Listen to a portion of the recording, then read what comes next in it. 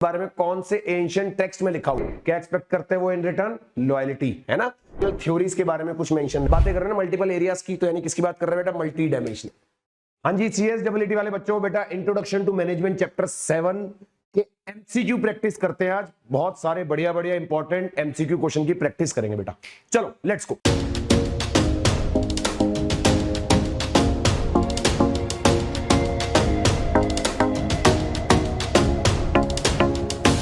चलो बेटा स्टार्ट करते हैं बढ़िया से, देखते चलते बेटा। एमसीक्यू बात कर रहे हैं चैप्टर नंबर 7 की, इंट्रोडक्शन टू मैनेजमेंट, जो आपका पेपर 4 है उसका पार्ट बी। ठीक है, चैप्टर की रिवीजन मैं करा चुका हूं, ठीक है, डिटेल में पूरा पढ़ लिया था बेटा पिछली क्लास में। आज मैं आपको कराऊंगा इसके सारे इंपॉर्टेंट एमसीक्यू क्वेश्चंस, बढ़िया तरीके से रिवाइज हो जाएगा। तो बेटा पहला question, the word management is derived from the Greek word nomos, जिसका मतलब ही क्या होता है, मैनेजमेंट ही होता है बेटा। नोमोस का मतलब क्या है, मैनेजमेंट। ठीक है, चलो according to the Mary Parker Follett, person का नाम है, सबने अपने अकॉर्डिंग अलग अलग डेफिनेशन दी थी मैनेजमेंट की।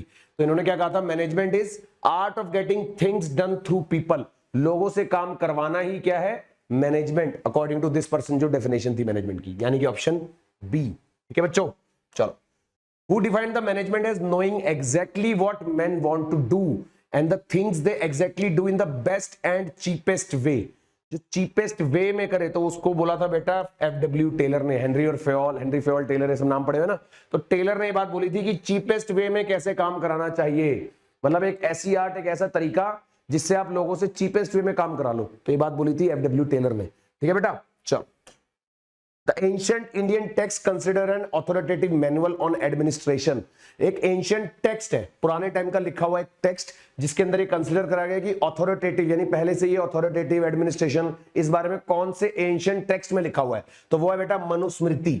ये एंशिएंट टेक्स्ट है, पुराने टाइम के लिखे गए टेक्स्ट, जिसके अंदर ये पहले से मेंशन्ड है मैनेजमेंट के बारे में, अथॉरिटी के बारे में, एडमिनिस्ट्रेटिव के बारे में।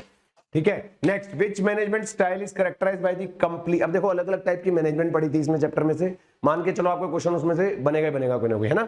विच management style is characterised by complete centralised authority and strict adherence to the decisions, जो भी डिसीजंस है वो पूरे पूरे फॉलो करने पड़ेंगे, एक स्ट्रिक्ट गाइडलाइन, यानी जो भी टॉप मैनेजर जो डिसीजन लेगा वही फॉलो करना है। तो एक इसके अंदर था बेटा ऑटोक्रेटिक के अंदर, ऑटोक्रेटिक में वाली बात है, यहाँ पर कंप्लीट सेंट्रलाइज्ड अथॉरिटी देखी गई थी।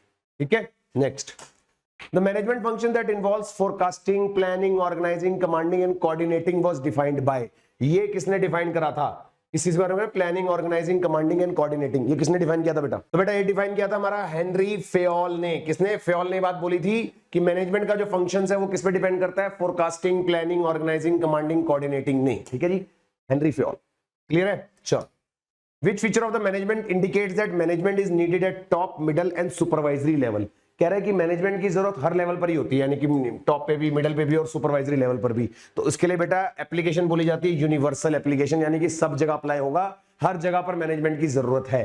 ठीक है जी, चलो। The management style where the managers retain the final authority, final authority manager के पास ही रहेगी, लेकिन वो अटेम्प्ट करेगा एम्प्लॉयज को कन्विंस करने के लिए कि वो क्यों कर रहा है जो भी कर रहा है, अपने चीजों को जो वो अप्लाई कर रहा है बिजनेस में, उसका वाई एक्सप्लेन करेगा। वाई वाली बात से याद है मैंने क्या कराया था लास्ट क्लास में, वो उसका वाई एक्सप्लेन करेगा कि वो क्यों कर रहा है, और सबको एक तरीके से कन्विंस करेगा। तो बेटा कन्विंस वाली बात से आपको याद रखना है, परसुएसिव मैनेजमेंट की बात हो रही है, सबको परसुएट करना, कन्विंस करना, राइट। चल, the management is considered as a social science, management को सोशल साइंस से क्यों कंसिडर करा गया है, क्योंकि सोशल साइंस में हम ह्यूमन बिहेवियर को स्टडी करते हैं, और मैनेजमेंट में भी असल में किसको स्टडी करा जाता है, ह्यूमन बिहेवियर को। It deals with primarily with the human behaviour which is unpredictable, human behaviour is unpredictable, और यही बात हम मैनेजमेंट में भी कंसिडर करते हैं इसलिए। ठीक है बच्चों, चलो। Which management style is most effective during crisis, crisis का टाइम है और क्विक डिसीजन चाहिए, नॉन नेगोशिएबल डिसीजन, जिसके अंदर कोई पूछताछ ना हो, क्यों क्या कैसे ना हो, तो वो किसके अंदर हो सकता है, सिर्फ ऑटोक्रेटिक में, जहां पर सेंट्रलाइज होता है, फुल पावर होती है मैनेजर के पास, कोई क्वेश्चन नहीं कर सकता, है ना, autocratic. Next, the fourth industrial revolution, जिसको इंडस्ट्री 4.0 बोला गया है, वो किससे कैरेक्टराइज है, देखो पिछले एंशिएंट टाइम से चलती आ रही थी, इसके अंदर चीजें आपको चैप्टर में याद हो, तो जो 4.0 वाला गया वो किसको बोला गया बेटा, इलेक्ट्रॉनिक्स एंड कंप्यूटर्स को। ठीक है ना, चलो। फिर आता है which management style focus on idealise, influence, inspirational, motivation, intellectual simulation and individuals consideration, मतलब कि यहां पर बात हो रही है ट्रांसफॉर्म करने की इंडिविजुअल को, कि मैनेजर्स का जो थॉट होता है बताने का या काम कराने का, वो किस तरीके से होता है, स्किल एनहांसमेंट होता है, इंस्पिरेशन मोटिवेशन है ना, इंटेलेक्चुअल सिमुलेशंस, तो यहां पर आता है बेटा ट्रांसफॉर्मेशनल मैनेजमेंट। ठीक है जी, चलो अकॉर्डिंग टू द चैप्टर, जो चैप्टर हमने पढ़ा introduction to management, which dimension of the management is often the most critical and challenging, इनमें सबसे ज्यादा चैलेंजिंग कौन है? Work, operation, people. क्योंकि मैनेजमेंट बेसिकली जो हमने सारे टाइप ऑफ मैनेजमेंट भी पढ़े हैं उसके अंदर मेन किस बारे में बात होती है? Management of people. लोगों के मैनेजमेंट को सबसे क्रिटिकल और चैलेंजिंग माना गया। ठीक है ना, चलो द हैंड्स ऑफ अप्रोच, मतलब हाथ छुड़ा देना कि भैया जो करो अपने आप करो, हमें कोई मतलब नहीं है। Hands off approach where managers provide resources and objective but allow teams to define their own process. Team के ऊपर छोड़ दिया कि भैया अपने आप डिसाइड करो जो करना है। जैसे एग्जांपल था ना कि भैया सेल्स टीम के ऊपर छोड़ दिया कि इसकी टैगलाइन रखनी है कुछ प्रोडक्ट की, तो मैनेजर पीछे हट गया और बोला टीम को अपने आप डिसाइड कर लो, तो इसको बोलते हैं कि लेजी, है ना, लेजी स्फेयर, याद है? तो दिस इज कॉल्ड बेटा लेजी स्फेयर मैनेजमेंट, याद रहेगा। चलो, Which of the following is not a characteristic of a profession as applied to the management? इनमें से कौन सा ऐसा है जो कैरेक्टरिस्टिक नहीं है प्रोफेशन का? Well defined body of knowledge तो है, एथिकल कोड ऑफ कंडक्ट भी है, सर्विस मोटिव भी है, तो रेस्ट्रिक्टेड एंट्री नहीं है। क्या कोई रेस्ट्रिक्टेड एंट्री है?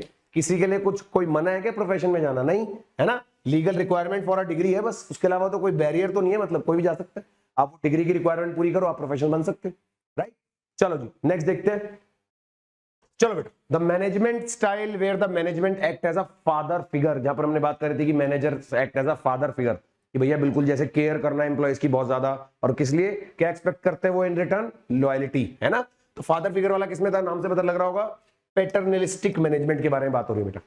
ठीक है, चलो, which management style is best suited for highly skilled self motivated experts? भाई हाईली स्किल्ड चाहिए, R&D टीम चाहिए, मतलब जिसके अंदर इतने ज्यादा स्किल्स है कि कुछ करना ही ना पड़े, कुछ बताना ही ना पड़े। सो दैट मींस हम बात कर रहे हैं बेटा लेजी स्फीयर की।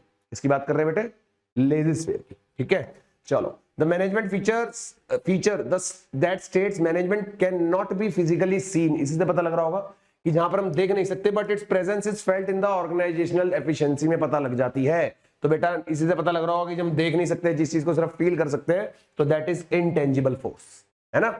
चलो, according to Peter Drucker the primary purpose of organization, किसी भी ऑर्गेनाइजेशन का मेन पर्पस ही क्या होता है? बिजनेसेस एंड इंस्टीट्यूशंस का क्या एम्प्लॉय का सेटिस्फेक्शन मैक्सिमाइज करना होता तो है, पर मेन पर्पस क्या वेल्थ क्रिएट करना। और सबसे बड़ी बात, according to him, Peter Drucker, not according to you और इन जनरल। हम बात कर रहे हैं एक प्रॉपर पर्सन की जिसने डेफिनेशन दी इस बारे में, या फिर अचीव द मार्केट शेयर या मिनिमाइज द कॉस्ट। तो बेटा अकॉर्डिंग टू हिम जो वेल्थ क्रिएट करना is the main purpose, primary purpose of any organization, यानी कि उनकी ज्यादा से ज्यादा वेल्थ क्रिएट हो। ठीक है, चलो, which management style involves the manager asking probing questions instead of providing direct answer? Direct answer नहीं दे रहे, मतलब उनको सोचने पे मजबूर कर रहे हैं, एम्प्लॉइज को सोचने पे मजबूर किया जा रहा है, उनको क्वेश्चन दिया जा रहा है ताकि वो उसके ऊपर फिर रिसर्च करे और उसका आंसर निकाले और उनके स्किल्स इंप्रूव हो, राइट। तो यानी कि हम बात कर रहे हैं यहां पर बेटा कोचिंग मैनेजमेंट की, है ना, ये ना, इंस्टेड ऑफ प्रोवाइडिंग, हाँ, तो ताकि उनकी कैपेबिलिटीज इंक्रीज हो सके तो उनको कोचिंग प्रोवाइड हो रही है एक तरीके से, कोचिंग मैनेजमेंट।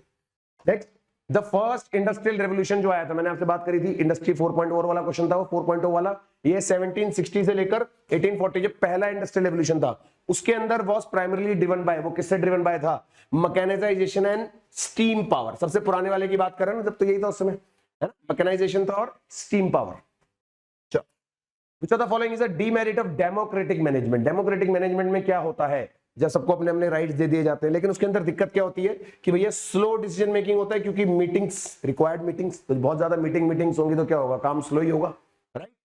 चलो, the management style where the leaders primarily priority is growth, wellbeing and empowerment of the team. क्या बात कर रहे हैं बेटा?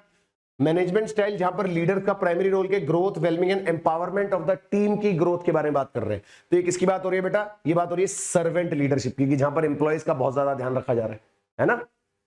चलो, कौटिल्यस अर्थशास्त्र circa 3000 BC covered all of the following except, जो कौटिल्य अर्थशास्त्र था 300 BCE वाला, उसके अंदर सब कुछ कवर्ड है इसमें जो लिखा हुआ है, लेकिन एक चीज ऐसी है जो कवर्ड नहीं है, वो क्या देखते हैं? पब्लिक एडमिनिस्ट्रेशन के बारे में था, organization decide for government department, एक ऑर्गेनाइजेशन होगी जो डिजाइन करेगी, ये भी था बेटा उसके अंदर, और हाँ डी वाला भी था, रिसोर्स एलोकेशन एंड डिस्ट्रीब्यूशन भी है कि रिसोर्सेज को कहां एलोकेट करना है, कहां डिस्ट्रीब्यूट करना है। सिर्फ ह्यूमन रिसोर्स मोटिवेशनल थ्योरीज के बारे में कुछ मेंशन नहीं है। ह्यूमन रिसोर्स मतलब ह्यूमन रिसोर्स मोटिवेशनल थ्योरीज के बारे में कौटिल्य अर्थशास्त्र में कुछ भी ऐसा मेंशन नहीं है। सिंपल याद रखोगे बेटा एग्जाम में। चलो, the management style where the manager seeks input from employees but ultimate decision making power is, वो उसके पास ही होती है, मतलब अल्टीमेटली डिसीजन मेकिंग पावर उसके पास ही होती है। तो ये कौन से टाइप की मैनेजमेंट की बात हो रही है बेटा, जहां पर मैनेजर जो है क्या करता है, बातें तो सबसे करता है, seeks input from the employees, लेकिन ultimate decision making power is, आप इसको पूरा क्वेश्चन कर सकते हो, रिटेन्स विद मैनेजर।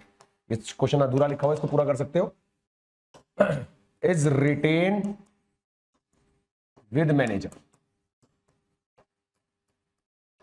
तो यानी कि किसकी बात हो रही है बेटा, कंसल्टेटिव की बात हो रही है ना, कि कंसल्ट तो सबने करना, सबसे करना है, पूछो सबसे, करो अपने मन की वाली बात है ना। चलो, the Roman Catholic church administrative structure influenced early organizational theorist through its use of, जो रोमन कैथोलिक चर्च के बारे में आपको बात करी गई है, रोमन कैथोलिक चर्च, तो उसके अंदर किस बारे में बात हो रही है, profit maximisation and cost reduction नहीं, hierarchy, functional specialisation and clear lines of communication. यहां पर बेटा आपकी बुक में क्लियरली मेंशन्ड है, रोमन कैथोलिक चर्च का जो एडमिनिस्ट्रेटिव स्ट्रक्चर था वो मेन इसी चीज से रिलेटेड था, हायरार्की, फंक्शनल स्पेशलाइजेशन और क्लियर लाइंस ऑफ कम्युनिकेशन होनी चाहिए किसी भी ऑर्गेनाइजेशन में, ठीक है जी। चलो,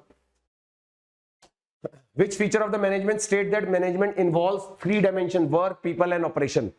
भैया हम मल्टीपल बातें कर रहे हैं ना, मल्टीपल एरियाज की, तो यानी किसकी बात कर रहे हैं बेटा, मल्टी डायमेंशन, है ना, मल्टी डायरेक्शन। और यूनिवर्सल क्या था, टॉप, मिडल और लोअर लेवल, वो यूनिवर्सल था। यहां पर हम बात कर रहे हैं मल्टी डायमेंशनल की, ठीक है जी। चलो, according to the chapter which management style combines the speed of single decision maker with the wisdom of collective input, कि भैया स्पीड से भी हो रहा है डिसीजन और कलेक्टिव इनपुट भी है। जब कलेक्टिव इनपुट की बात आ जाए तो बेटा कंसल्टेटिव की ही बात हो रही है।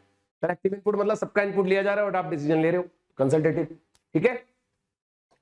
द फिफ्थ इंडस्ट्रियल रेवोल्यूशन, जो रेवोल्यूशन जो होने वाला है वो क्या चीज पे एक्सपेक्टेड है ना, हमने फर्स्ट वाला पढ़ा, फोर्थ पढ़ा 4.0, फिफ्थ की बात कर रहा है।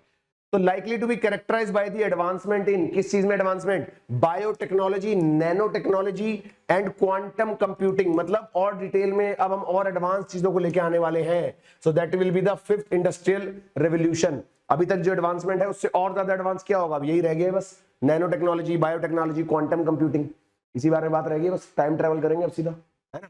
चलो, which of the following is the demerit of paternalistic management. Paternalistic में जहां पर हम एक फादर फिगर वाला केस होता है ना, उसमें मेन डिसएडवांटेज क्या है, क्विक डिसीजन मेकिंग है, तो अच्छी बात है। एम्प्लॉइज बिकम ओवर रिलायंट, मैंने पढ़ाया था कल बेटा, एम्प्लॉइज ज्यादा रिलायंट हो जाता है मैनेजर के ऊपर। अब पेरेंटल फिगर आ गई है तो क्या होगा, जो मैनेजर बोलेगा वही माना जाएगा, राइट। तो पेरेंटलिस्टिक वाली बात आ गई यहां पर, क्लियर है बेटा। तो ये थे कुछ बेटा इंपॉर्टेंट क्वेश्चंस मेरी तरफ से। क्वेश्चंस ये मैं समझना कि सर इतने कर लिए सफिशिएंट है, ये कुछ इंपॉर्टेंट क्वेश्चंस थे आपकी क्विक रिवीजन के लिए, ताकि आपके एग्जाम में आपको काम आए। मान सकते हो कि ये क्वेश्चन से इनसे रिलेटेड क्वेश्चन आपके एग्जाम में आ सकते हैं, ठीक है बेटा। चलो मिलते हैं नेक्स्ट वीडियो में, तब तक मेरे बच्चों keep learning, keep growing, all the best, bye bye.